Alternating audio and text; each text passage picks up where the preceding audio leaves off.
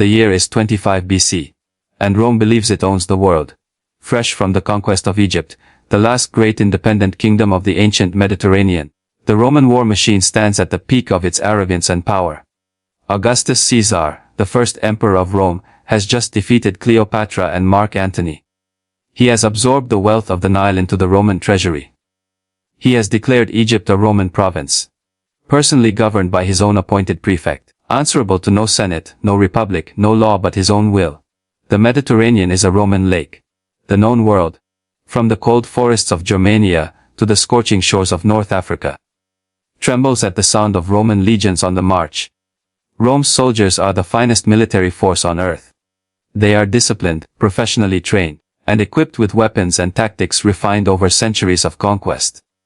They have defeated armies 10 times their size. They have crossed rivers, scaled mountains, and dismantled civilizations with the methodical efficiency of men who believe, genuinely, completely, without a shadow of doubt, that their victory is not merely military but cosmological. Rome does not merely conquer, Rome civilizes, Rome orders. Rome imposes the divine will of its gods upon a chaotic and undeserving world.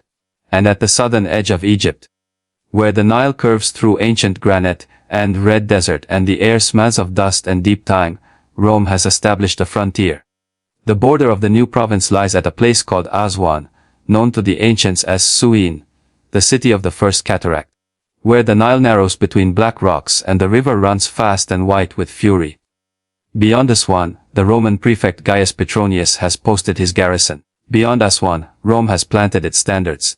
And beyond Aswan, Rome assumes there is nothing worth worrying about. Rome is wrong. Beyond Aswan, south along the Nile through landscapes of extraordinary beauty and harshness, lies the Kingdom of Kush, one of the oldest, most sophisticated, and most militarily capable civilizations in the ancient world.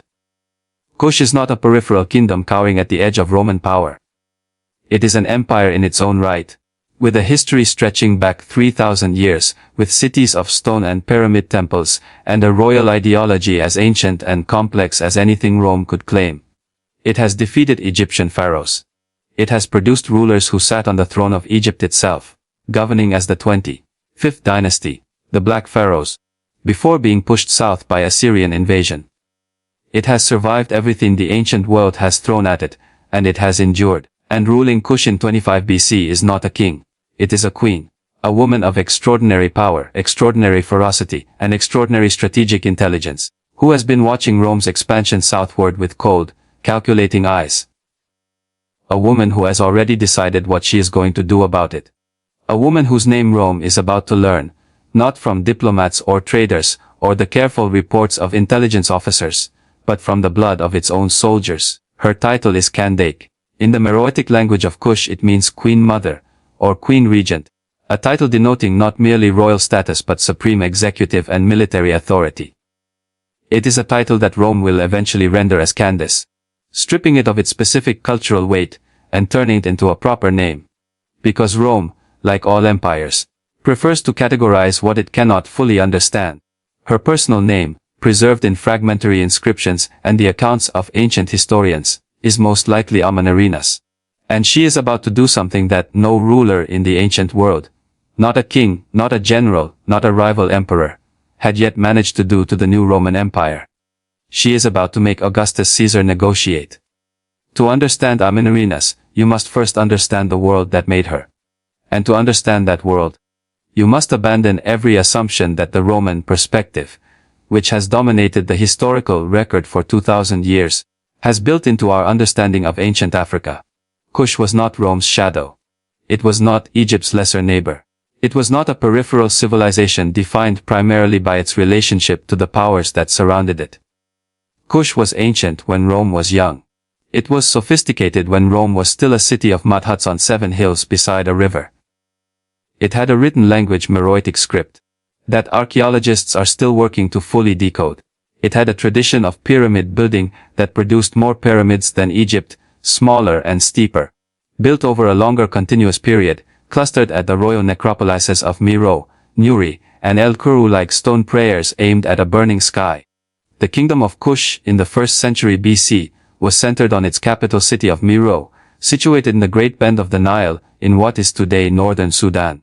Miro was a city of considerable sophistication, a major iron smelting center whose slag heaps still survive, a trading hub where goods from sub-Saharan Africa met the commercial networks of Egypt and the Mediterranean, a royal city of palaces and temples whose ruins still rise from the desert floor, eroded but recognizable, refusing to disappear entirely despite 2000s of neglect and sand. The royal ideology of Kush was built around a unique institution, the Kandake. In most ancient monarchies, including Rome and Egypt, supreme political and military authority resided in a male ruler, king, emperor, pharaoh. Women could hold influence, could serve as regents, could occasionally accumulate extraordinary power through personality and circumstance. But in Kush, female royal authority was not exceptional. It was structural. The Kandake, the queen mother or queen regent, was a recognized constitutional role with genuine executive power, including military command. Kushite queens did not merely advise their husbands or sons from behind a curtain. They led armies. They conducted diplomacy. They made war and peace on their own authority. The historical and archaeological record preserves the names and deeds of numerous Kandakes across the centuries of Kushite history. Temple reliefs show them as large, powerful figures, deliberately rendered to project authority and strength, smiting enemies, leading religious ceremonies, receiving tribute. They are not depicted as decorative consorts. They are depicted as rulers. The visual language of Kushite royal art is unambiguous on this point. The Kandake was not secondary. She was sovereign. Amanirenas was born into this tradition, absorbing its assumptions, its expectations, and its demands from the earliest age. She grew up in the royal court of Miro, surrounded by the symbols and rituals of a monarchy that expected its female rulers to be capable of everything it expected of its male rulers. She was educated in the traditions of Kushite governance, in the religious ideology that linked the royal family to the gods, particularly Apadimak, the lion-headed war god of Kush, and Amun, the great god inherited from Egypt who had been thoroughly Kushitized over the centuries, stripped of his Egyptian context and reborn as a specifically Nubian divine force. She learned war. This is not metaphorical. The Kandake was expected to be capable of commanding troops in the field, of understanding tactics and logistics, and the specific challenges of fighting in the Nile corridor, that long, narrow strip of cultivable land hemmed in by desert on both sides, where the river's geography dictated military strategy as much as any general's decision. She trained with Kushite warriors who used composite bows of extraordinary range and power, whose archers were regarded as among the finest in the ancient world. She learned the landscape, the cataracts, the desert routes, the oases, the places where an army could be fed, and the places where it would starve. She also lost something. The historical record is fragmentary and often maddeningly silent on personal details, but inscriptions and later accounts suggest that Amanirenas may have lost an eye, possibly in battle, possibly through illness or injury. She wore this loss not as a disfigurement to be hidden, but as a mark of experience and resilience. Ancient accounts describe her as a fierce, courageous woman of remarkable presence, and the image of a one-eyed warrior queen leading her army against the legions of Rome carries a weight of symbolic power that even the most disciplined historian struggles not to feel. She became Kandake, likely co-ruling alongside her son Akinidad, who served as military commander and political partner in the campaigns ahead. The exact constitutional relationship between them is not fully clear from surviving sources. But the pattern that emerges is of a ruling partnership in which Amanirenas held supreme authority, while Akinidad commanded in the field under her direction. It was a relationship that combined maternal authority with military execution, and it was about to be tested against the most powerful military force in the world. Rome made the first move. And in doing so, it made the first mistake. In 25 BC, the Roman prefect of Egypt, Gaius Petronius, faced a problem. The garrison at Aswan, Rome's southernmost outpost, the anchor of its Egyptian frontier, had been significantly reduced. Augustus Caesar had ordered a large portion of the Egypt garrison south and east, redirecting Roman military resources toward a campaign in Arabia. The frontier at Aswan was, temporarily, undermanned. The Roman Empire, stretched thin across its new Egyptian province, had left a gap. Amanirenas saw the gap. She had been watching. She had been counting. She understood, with the clarity of a commander who had spent years studying her enemy, that Rome's greatest strength, the professional, disciplined, well-equipped legion was also its greatest vulnerability when distributed across vast territory. A concentrated Kushite force, striking quickly and decisively at an undermanned frontier post, could achieve results that would have been impossible against a fully garrisoned Roman position. She struck. The Kushite army that crossed the frontier into Roman Egypt in 25 BC was not a raiding party. It was a substantial military force, organized and equipped for a deliberate offensive campaign. Ancient sources, including the geographer Strabo, who was in Egypt at approximately the time of these events, and spoke with people who had direct knowledge of them, describe a Kushite force of 30,000 soldiers. The number may be approximate, but the scale of the operation is not in doubt. This was a major military invasion, conceived and executed with strategic deliberateness. The Kushite forces swept north along the Nile corridor, moving fast through the territory they knew intimately. The garrison at Aswan was overwhelmed. The Roman soldiers stationed there were killed or captured. The surrounding towns of Syene, Elephantine, and Philae, a significant stretch of what Rome considered its sovereign territory, fell to Kushite control. And then, Amanirenas did something that transformed a military victory into a political statement of extraordinary audacity. Among the trophies captured from the fallen Roman garrison were statues of Augustus Caesar. The bronze cult images that Rome erected throughout its provinces as symbols of imperial authority. Objects that carried the spiritual and political weight of the emperor's divine presence. Amanirenas took these statues back to Miro.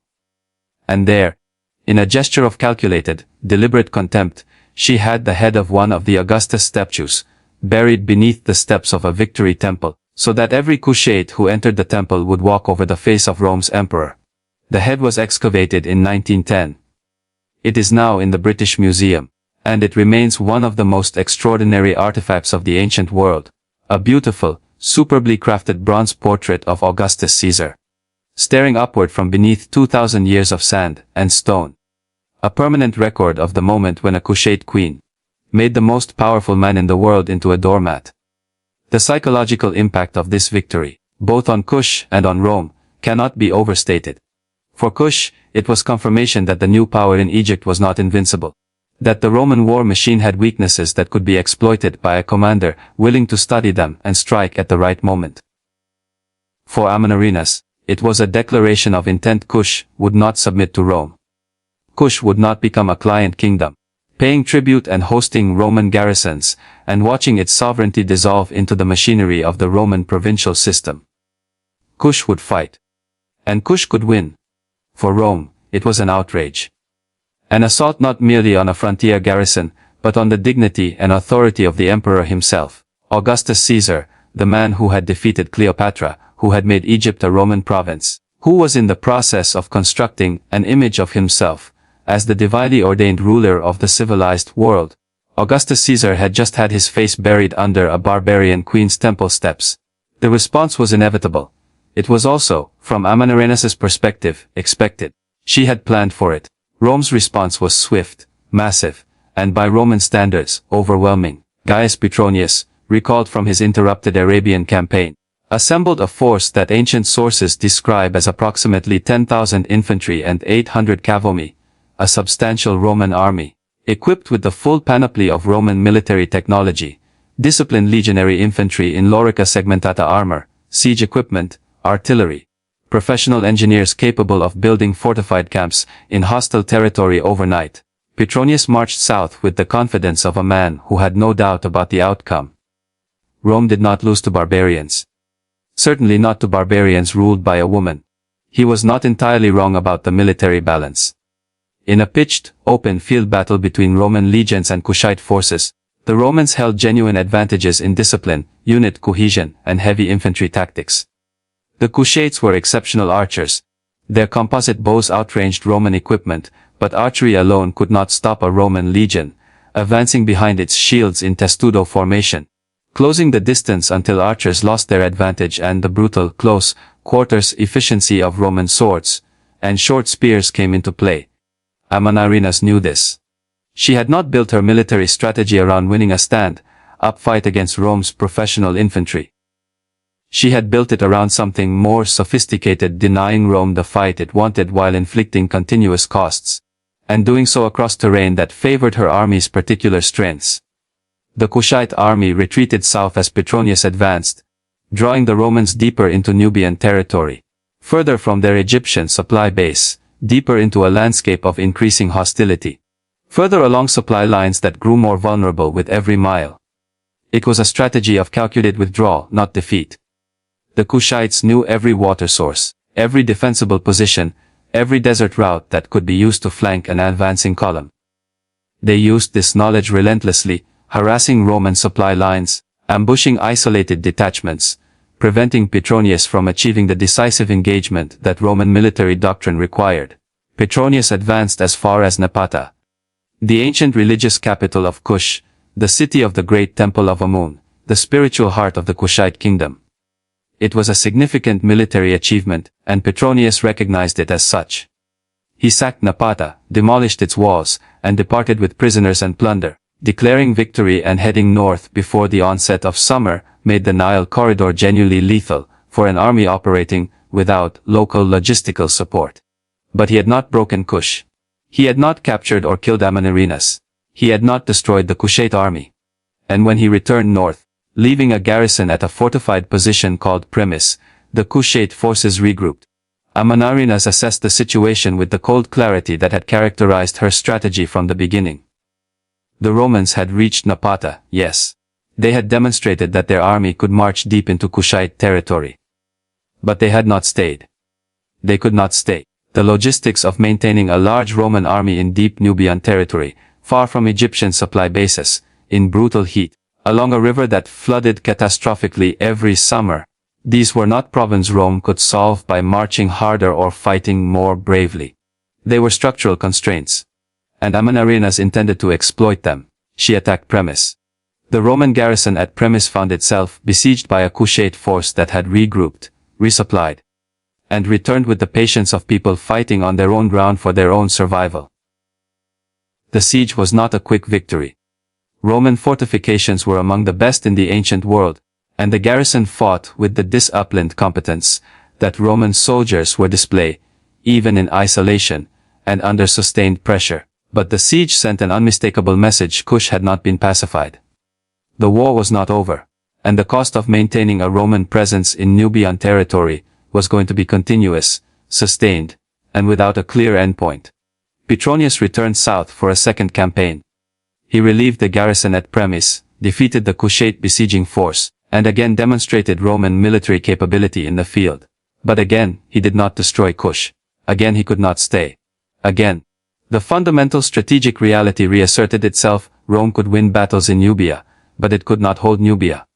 The territory was too remote, the supply lines too extended, the climate too hostile, the local resistance too determined.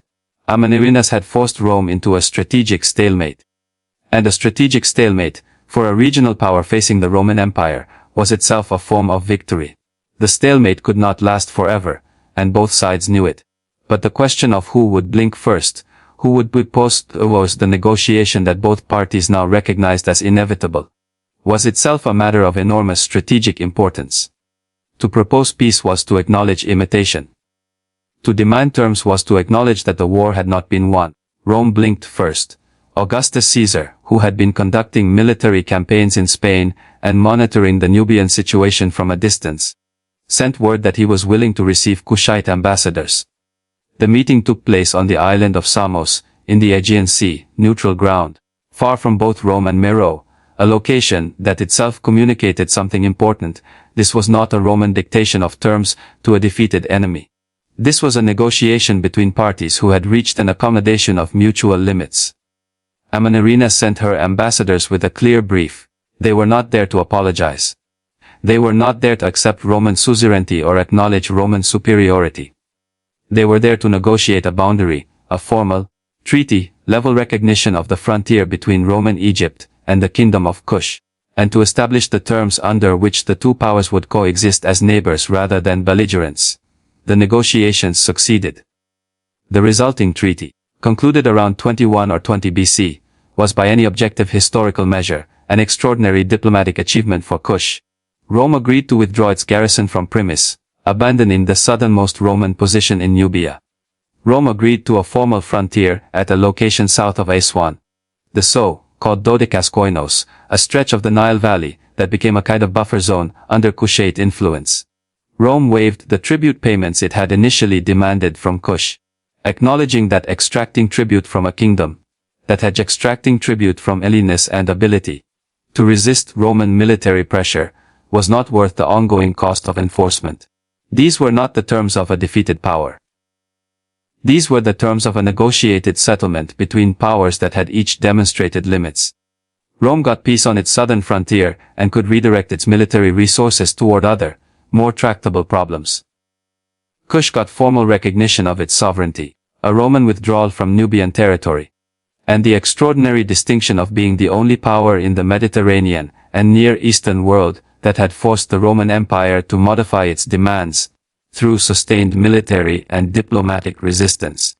Strabo, writing about these events, recorded them with the careful neutrality of a geographer trying to describe what had actually happened. His account confirms the broad outline. Kushite ambassador went to Augustus, they negotiated, they received favorable terms.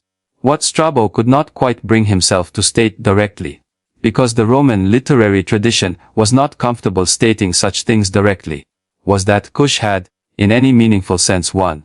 But it had not won in the sense of defeating Rome militarily, of driving Roman legions from the field in decisive rout, but won in the sense that mattered most for a regional power facing imperial pressure.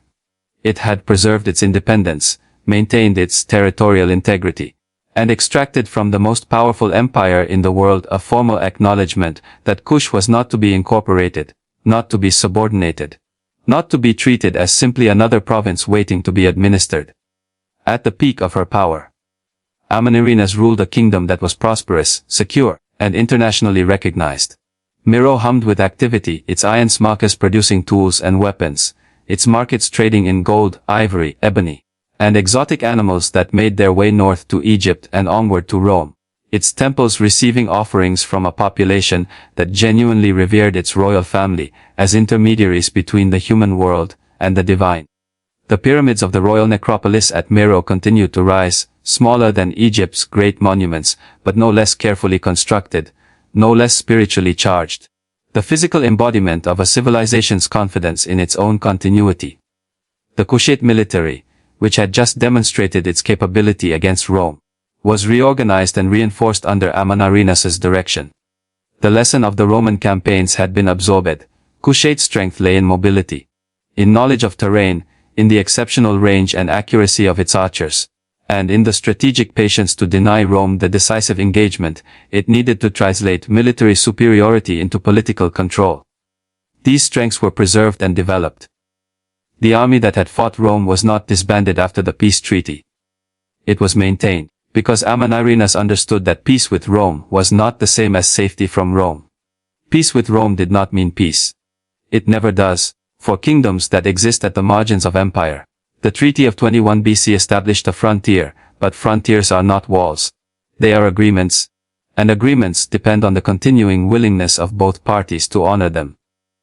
In the years following the treaty, the relationship between Roman Egypt and the Kingdom of Kush settled into an uneasy coexistence, punctuated by the constant low-level frictions that characterize any contested border, disputes over trade, conflicts over the populations of the buffer zone, the occasional raid or counter-raid that each side attributed to the other's provocation.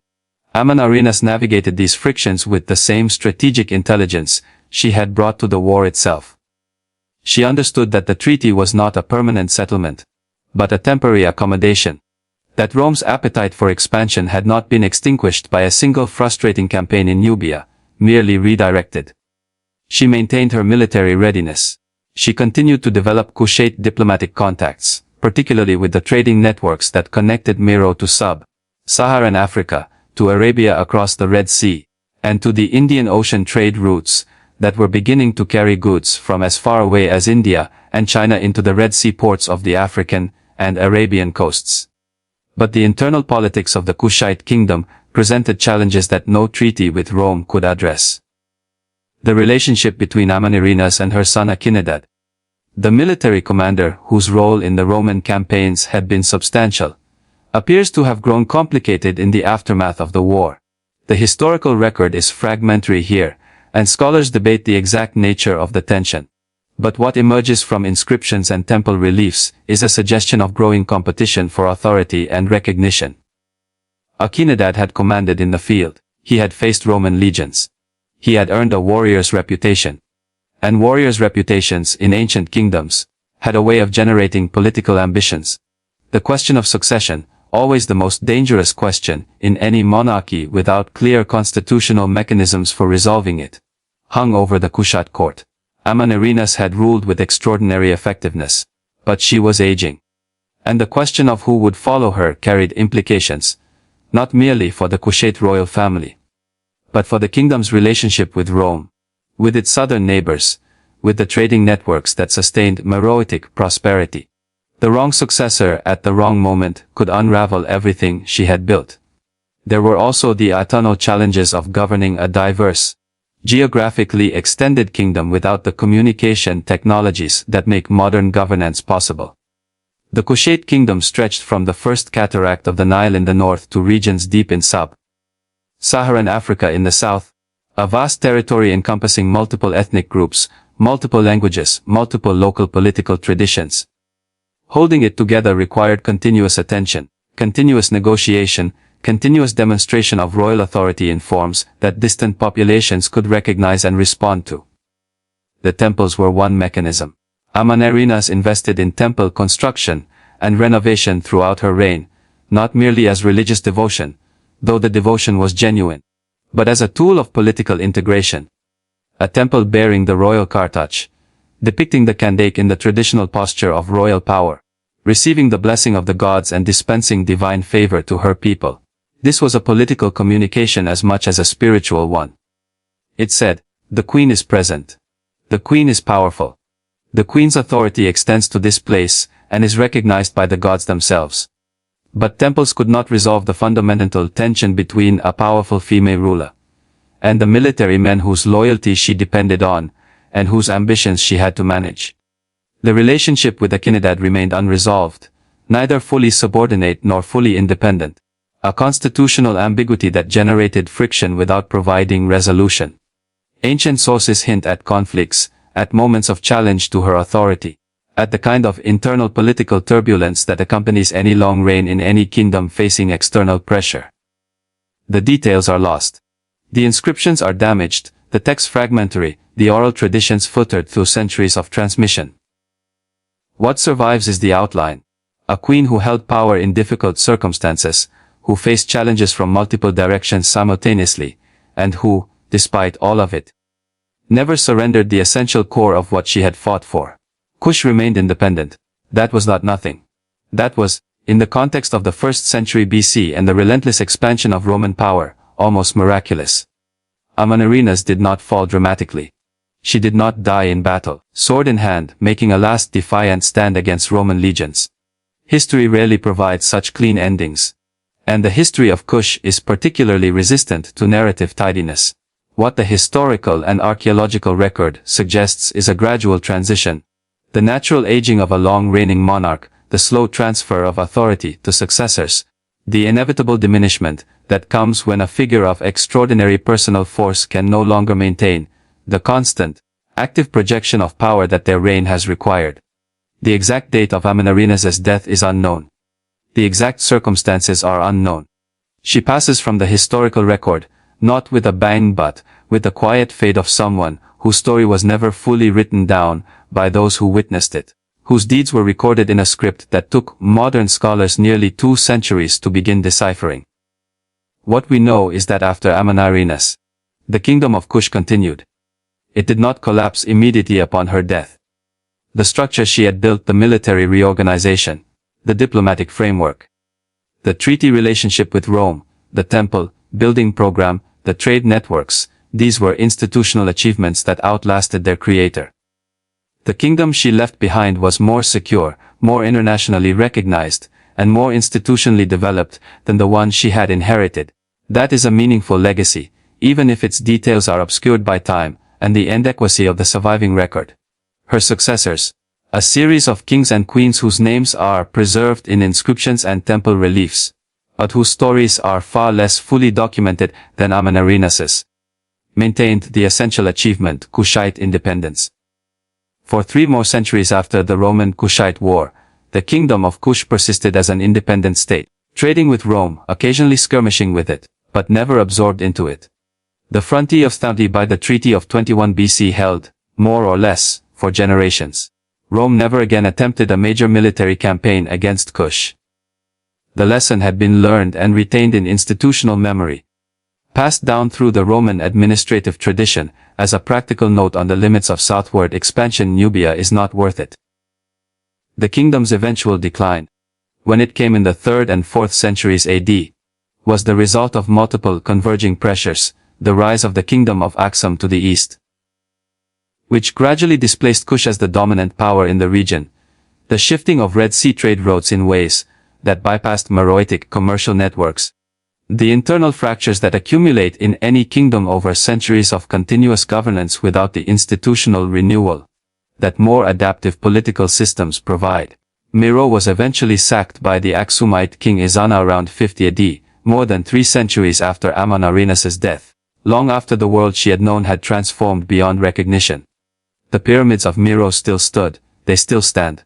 Eroded, robbed of their capstones by a 19th century Italian treasure hunter named Giuseppe Ferlini, who demolished the upper sections looking for gold jewelry, but still fundamentally present, still rising from the desert floor, in their characteristic steep, narrow form, still marking the burial places of the rulers, who built Plish into something the world had to reckon with.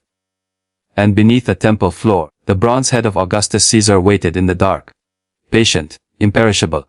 A permanent record of the moment when an African queen left the Roman Empire and decided that she was not afraid. History has a habit of forgetting the people it finds inconvenient. For nearly 2,000 years, the story of Amanirenas and the Kushite resistance to Rome was not so much forgotten as buried. Submerged beneath the overwhelming volume of Roman perspective historical writing that has shaped Western understanding of the ancient world. Reduced to brief mentions in Strabo and other Greek and Roman authors who noted the existence of a Kushite queen who caused some trouble on the southern frontier before a sensible peace was concluded. The Roman framing of the story, in which the episode was a minor frontier disturbance, eventually resolved by Roman diplomatic wisdom, proved remarkably durable. It was the framing that made Romans look competent and reasonable. It was, therefore, the framing that survived. The Meroitic script in which Kushite records were written was not deciphered. The temples of Miro stood in the Sudanese desert, visited occasionally by travelers and scholars, but not systematically excavated or studied. The rich oral traditions of the peoples descended from the Kushite kingdom were not transcribed with the same institutional commitment that Western scholarship brought to Greek and Roman texts. The story waited. It is still, in many ways, waiting. The decipherment of Meroitic script remains incomplete. Linguists can read the sounds of the language, but cannot fully understand its meaning. Because no Rosetta Stone equivalent has been found for Meroitic. No bilingual text that provides the key to semantic as well as phonetic interpretation. Entire libraries of Kushite records may exist in inscriptions and papyri that cannot yet be fully read.